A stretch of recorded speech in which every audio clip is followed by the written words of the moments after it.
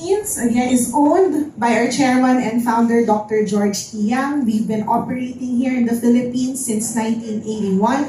We have over 740 stores all over the country, and we employ over 65,000 Filipinos. And the employment that we provide is, of course, regular employment. Dahil sa McDonald's, hindi po kami nag-contractual ever.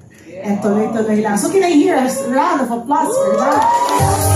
So ang iced coffee na ini-enjoy nyo ay gawa ng mga regular crew members namin. So, aside from that, McDonald's Philippines actually growing at an aggressive rate. So we ended 2023 by opening 50 stores. And this year, we're opening at least 60 stores. And for the next couple of years, we'll be opening an average of 50 stores. So the growth of McDonald's Philippines is not just about opening more stores, but doing things better. And what is this thing? It is serving delicious, feel-good moments for everyone. So what we are trying to do is, of course, improve the taste, the quality of our products. Not just the new ones, but of course, even those that you have grown to love over the years. Okay, so we consistently work to ensure that we remain relevant and responsive to the changing market and consumer demands, especially for Gen Z.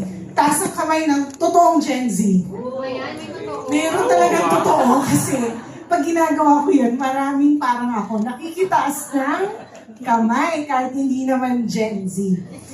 And when we talk about Gen Z habits and consumer behaviors, we have seen just how much the coffee culture has exploded, especially in the past few years. Everyone that you see holds a cup. Whether they're going to school or to work, may hawak yan na baso. And pati rin yung wide range of tastes, brews, and formats that coffee is now available. If you throw it back to 10 to 20 years ago when you were growing up, ano lang ang kape na nakikita nyo sa bahay? O yung mga PX, yung mga Taster's Choice. Yan na, lumalabas na yung mga nagbubukas ng balikbayan box. But today, coffee has become so much more exciting with all the different flavors, profiles, formats, and even ways to enjoy coffee. And that is why, actually, did you know that the Philippines is one of the top coffee consumers in the region? And that is why McDonald's is really committed in ensuring that we remain a strong contender and really secure a place in the hearts of our consumer amidst this coffee culture. And that is why this morning, you will be experiencing and tasting for the first time before everyone else our new McCafe flavors. And another tidbit, piece of information, meron bang makakahula kung anong year una naming nilaunch ang McCafe Iced Coffee? May prize sa akin na makakahula. Taon? 2006. Up. 2010. 2012. Congratulations!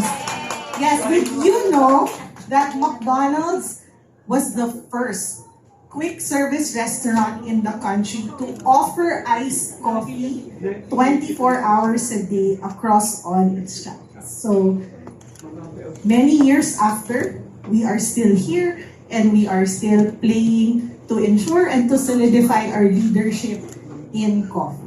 So I hope you're as excited as I am to really taste our new flavors and of course, share it to your own community. So dahil mainit, ang init-init ngayon, talagang mag-i-enjoy kayo. At meron akong konting sharing na ang coffee talaga, we believe it is an occasion and a product.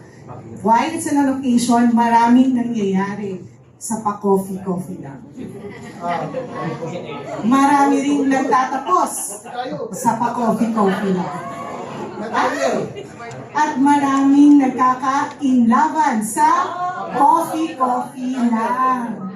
And so with that, enjoy the rest of the morning and enjoy our McCafe summer brew. So thank you, everyone.